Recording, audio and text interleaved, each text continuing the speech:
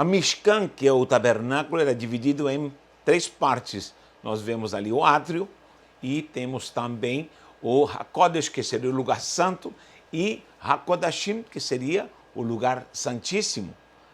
Até o lugar santo, que seria o HaKodesh, somente os sacerdotes podiam entrar e ministrar. Aí lhe davam com o candelabro, lhe davam com a mesa com os pães e também com o altar do incenso.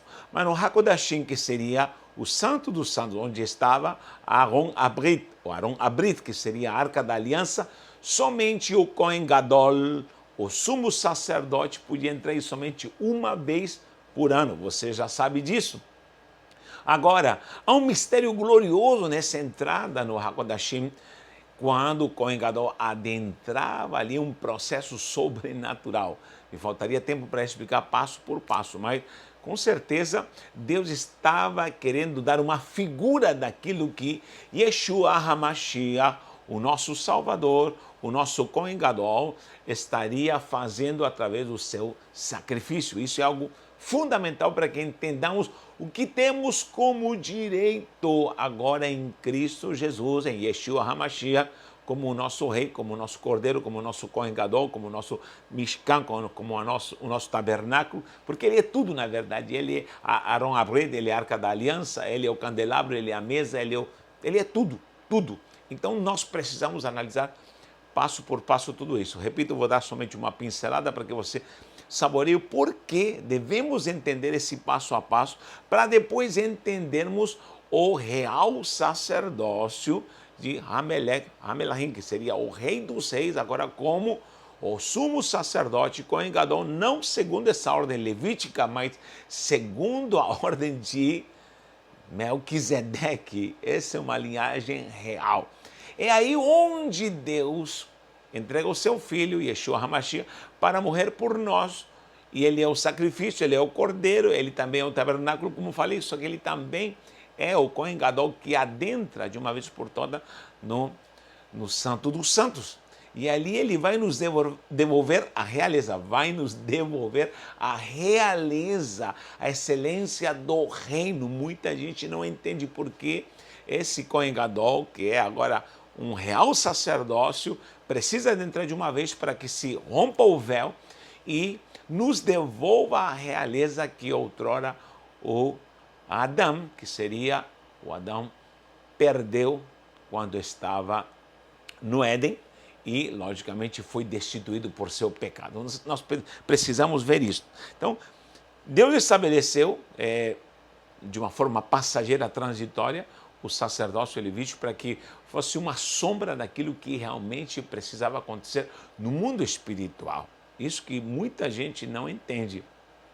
E todas as figuras, desde as vestimentas do próprio Kohen Gadol, é uma riqueza absurda. Nós temos uma matéria na nossa plataforma, entre tantas matérias, você só precisa ser assinante. Sendo assinante, você tem direito a inúmeras matérias, são dezenas e dezenas de videoaulas preciosas. E tem uma matéria específica que você pode estudar e se aprofundar nesse assunto nas vestes do sacerdote. Já vou falar um pouquinho mais sobre essas vestes do sacerdote para que entendamos um pouquinho mais. Então, nós temos que nos aprofundar nesse tema para que possamos ver essa caminhada, porque Cristo falou que Ele é o caminho, verdade e vida. Tudo é uma trilogia. E Yeshua, em todo o seu ministério, está apresentando a realeza. Por isso ele diz, é chegado o reino de Deus. O rei, o próprio sumo sacerdote desta realeza, está vindo para nos dar a virtude agora para sermos nós esse real sacerdócio e sermos embaixadores desse reino sobrenatural. Em primeiro lugar, ele levantou uma figura aqui, literalmente, que seria a tenda, que seria a Mishkan, já anotei aqui em hebraico, Mishkan, não é Mishkan, é Mishkan, que seria tabernáculo, ou tenda, tabernáculo, certo? Mishkan. Etimologicamente é algo muito precioso nessas palavras, não tenho tempo para explicar. Se você acessar ali na plataforma, tem todo esse conteúdo. Também temos a subdivisão que seria HaKodesh, vou colocar com Q, porque aí é Kof, então não posso colocar com K, porque aqui seria o Kaf. Então, HaKodesh, esse termo aqui, que seria o Kof, o Dalet e o Shin, que é o mesmo que Kadosh, Kodesh, Kiddush, essas mesmas letras representam separação, santificação, algo consagrado. Esse HaKodesh seria o santo, o santo. Até aqui os sacerdotes ministravam, certo? Aqui havia uma subdivisão no tabernáculo. Aqui era o Santíssimo, e aqui estava a Arca da Aliança, com os dois querubins e o propiciatório. Somente aqui chegavam os sacerdotes. Aqui temos o altar de incenso, a mesa com pães, nós sempre fazemos esse desenho de 12 pães, e a própria menorá, certo? Aí temos o átrio, a entrada do próprio tabernáculo, seriam 5 colunas, tudo certinho. Temos aqui o altar, a pia. Bom, precisamos ver essa matéria só para estudar o tabernáculo, mas especificamente essa caminhada que nós já vimos que representa a própria cruz, era uma caminhada sobrenatural, nos representando, nos simbolizando o quanto nós precisamos ir ao HaKodashim, que seria o Santíssimo. Está aqui, HaKodashim, que seria o lugar santíssimo, algo que está triplamente, por isso o in está em plural. Se fôssemos traduzir ao pé da letra, seria o lugar santíssimo plural, o lugar santíssimo multiplicado, um lugar santíssimo que está além dos limites. Ali se manifestava o Kavod, a glória de Deus. Ali o Kavod estava operando de uma forma sobrenatural, e somente uma vez em Yom Kippur, o Kohen Gadol adentrava, e havia uma ritualística muito preciosa. Primeiro, o próprio Kohen Gadol se vestia de vestes sacerdotais. Primeiro se lavava na pia de bronze, fazia sacrifício. Nós vamos ver isso em Levítico 16, que em Yom Kippur, que é esse dia da expiação, uma vez por ano, ele fazia esse sacrifício, se separava holocaustos, que seria um bezerro, também um cordeiro, um carneiro, era oferecido em holocausto, e se derramava sangue, e se tomavam 2 bodes. Leia bem Levítico 16, 2 bodes, e esses bodes simbolizam muita coisa também. E havia um sorteio ali, qual dos bodes iria ser sacrificado, e o segundo bode iria se fazer uma oração, e esse bode segundo seria o famoso bode expiatório, que seria o bode que sairia para o deserto. Azazel, em hebraico está Azazel, outra literária aqui, Azazel.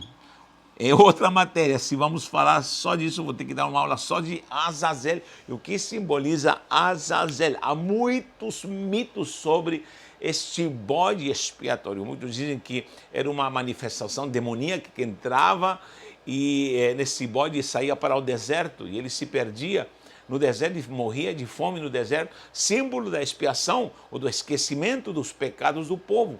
É algo muito misterioso, mas ele fazia jogava sorte, e o bode que iria ser sacrificado era degolado e se pegava desse sangue, e outro era colocada a mão sobre a cabeça dele. Leia lá em Levítico 16, e ele saía para o deserto. Era o famoso o bode emissário, também aparece também como bode emissário ou bode expiatório, mas originalmente aparece Azazel, Ain, tá aqui, Ain, Zain, Azá, Zain, e o Lamed, Azazel, Azazel. Esse Azazel é o que aparece misteriosamente, e é realmente algo que poucos sabem definir especificamente o que significa esse nome Azazel, que seria dado, Azazel, que seria dado para esse bode expiatório que saía.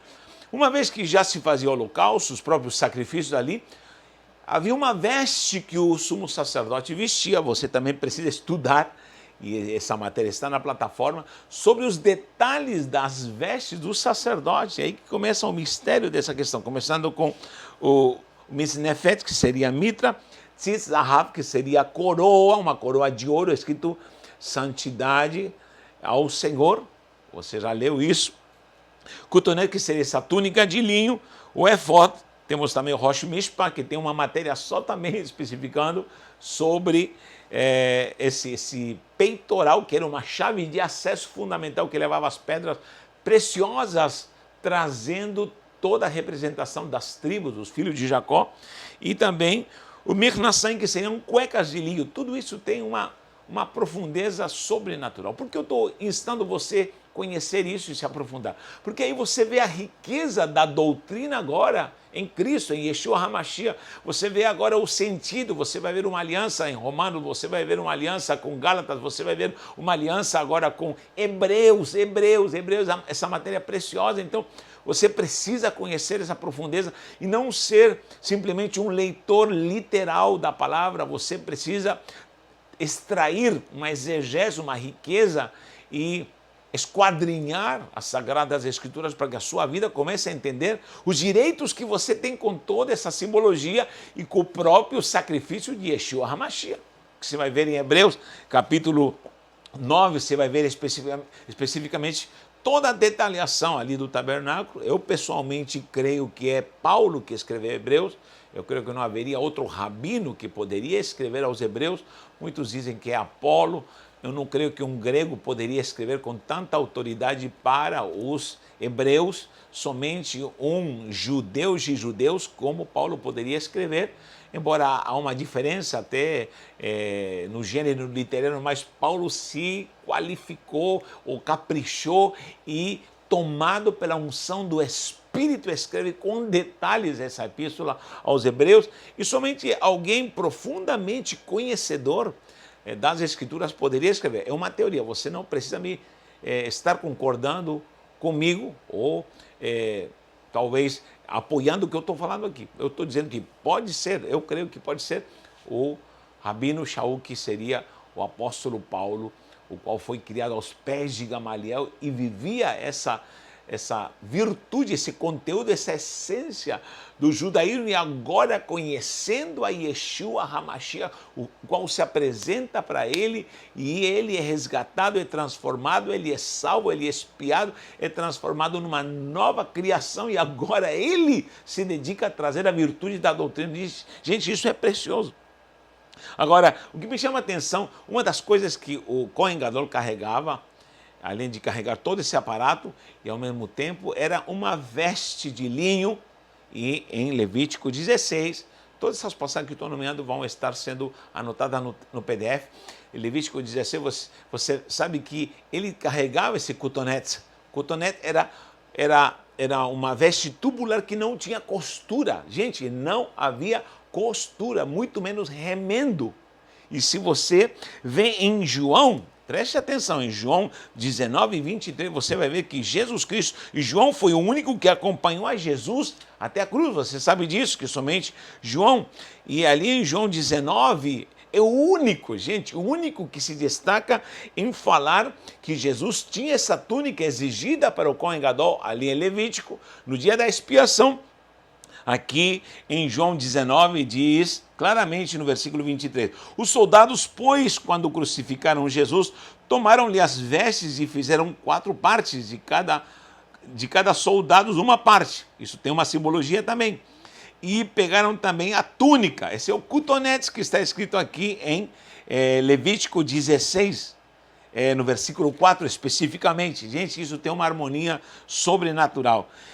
E era uma túnica, diz. A túnica, porém, era sem costura. Por que João se detém em falar porque essa túnica não tinha costura? Toda tecida de alto a baixo. Eis aí o mistério. Essa é a roupagem do sacerdócio real de Cristo, que cumpre a dinâmica de toda essa lei. E o Kohen Gadol tinha essa túnica que era costurada de cima para baixo, ou seja, não havia costura. O habilidoso feitor dessa túnica de linho tinha que dar voltas processá-la e de cima para baixo não ter costura, não podia ter remendo, não podia ter costura. E Jesus, ninguém se fixou nisso, mas Jesus estava carregando, vestindo essa túnica sem costura. Por quê? Porque isso simboliza que o sacerdócio hoje não pode ter essência no seu caráter de remendos, não deve ter remendo na sua estrutura, como um homem santo separado por Deus. E o que mais vemos hoje são sacerdotes carregando remendos, com a vida remendada, uma vida remendada. Tenho falado com palavras de autoridade profética, até de juízo, para sacerdote nesta terra, para sacerdote no Brasil, e há muitos sacerdotes que está costurando, fazendo manipulações, fazendo coisas que não agradam ao Senhor. Por quê? Porque estão vestindo vestes remendadas, vestes costuradas. Isso não era permitido, gente, é algo precioso. É algo muito precioso. Entre outras coisas que eu poderia falar aqui sobre essas vestes. E todas essas vestes iam se compondo como uma grande armadura, e em cima estava a tzitz zahav, que seria uma coroa de ouro, uma lâmina de ouro. E essa lâmina estava escrito santidade ao Senhor, porque essa lâmina era a autoridade que ele tinha para ver o kavod, a glória de Deus ali no lugar santíssimo, HaKodashim. E ali, quando ele levava esse sangue, atravessava o véu e espargia esse sangue no propiciatório ali, a Brit, que seria a Arca da Aliança, e ali se manifestava, ele fechava os olhos e a glória se manifestava. Eu sempre digo que o poder desce, mas ali não descia o poder, descia o kavod, a glória se manifesta. Entenda isso e grave isso, o poder desce. O que desce na igreja quando falamos em língua é poder, e vai descer poder e virar o Espírito Santo, isso é poder. Agora, o kavod é outra coisa, é a glória que te abraça, porque o poder tá ligado a ações sobrenaturais para operar maravilhas, para ministrar milagres, dons, operação dentro da igreja, ou na igreja para edificar a igreja. Só que o kavod é quando há santidade, quando Deus te aprova como real sacerdócio.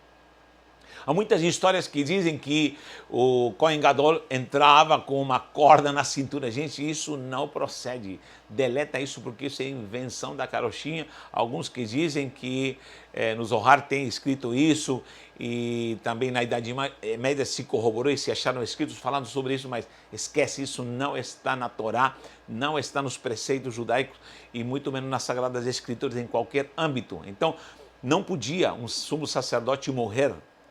Não podia morrer. Ele podia morrer se ele não cumpria o ritual. E não há nenhuma história de algum sumo sacerdote que morreu dentro do HaKodashim, que seria o Santo dos Santos. Porque primeiro ele fazia sacrifício, ele se lavava, ele vestia as vestes, ele já se santificava, ele fazia uma caminhada, uma ritualística até chegar nesse véu que era grosso, e ele se humilhava e passava por baixo do véu.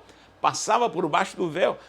Era um véu de linho grosso, tecido de obra-prima, era algo maravilhoso, tinha colchetes de prata, de ouro, com colunas, tudo uma estrutura gloriosa. Quando chegava lá dentro, fazia o sacrifício e espargia o sangue no propiciatório onde estavam os querubins. E ali se manifestava o kavod. E ali Deus abraçava o Kohen Gadol com a sua glória. Ali vinha a realeza, porque um dia o homem perdeu essa realeza. E uma vez por ano se fazia essa expiação. Por quê? Porque ali Deus estava dizendo: eu quero me religar novamente, quero abraçar a humanidade como filhos.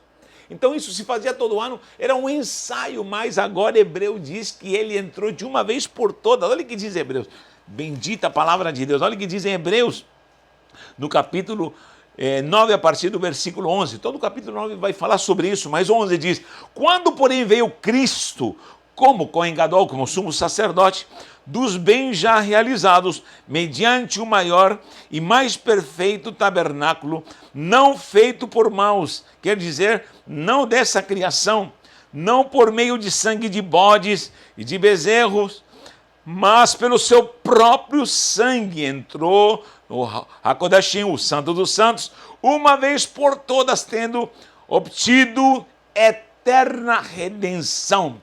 A lei levítica, o sacerdócio levítico, todo ano. Ainda os judeus fazem todo ano o Yom Kippur, e aí começa o Rosh Hashanah, todo esse processo, mas Cristo de uma vez por todas, eternamente, fez esse sacrifício e adentrou no Santo dos Santos. Portanto, se o sangue de bodes e de touros e a cinza de uma novilha, aspergidos sobre os contaminados, os santificam, quanto mais a purificação da carne, quanto à purificação da carne, referente à purificação da carne, muito mais, agora sim, muito mais o sangue de Cristo, que pelo Espírito eterno a si mesmo se ofereceu sem mácula a Deus. Ele purificará a nossa consciência de obras mortas para que sirvamos ao Deus vivo. Por isso mesmo ele é o mediador da nova aliança, da Brit Hadashah, a fim de que, intervindo a morte para a remissão das transgressões que havia sobre a primeira aliança, recebam a promessa da eterna herança, aqueles que têm sido chamados. Porque onde há testamento, é necessário que intervenha a morte do testador, pois um testamento só é confirmado no caso de mortos, visto que de maneira nenhuma tem força de lei enquanto vive o testador. Aí começa a falar sobre a morte de Cristo e a necessidade dessa morte, mas que fez um sacrifício eterno, dando agora o quê? O Tzitz Zahav, essa coroa de glória, foi dada para a humanidade. Cristo veste uma coroa de espinhos, símbolo do governo de Satanás, do império das trevas. O espinho sempre foi o império das trevas. Eu tenho uma aula que eu gravei aqui no próprio canal, e eu falo sobre os espinhos, o que simbolizam os espinhos, que é o império de Satanás. Cristo pega a coroa de Satanás e coloca, e arranca do homem e coloca aqui na sua cabeça, e pega a sua coroa de glória e entrega para a humanidade, para aqueles que são escolhidos, para que sejam seu real sacerdócio.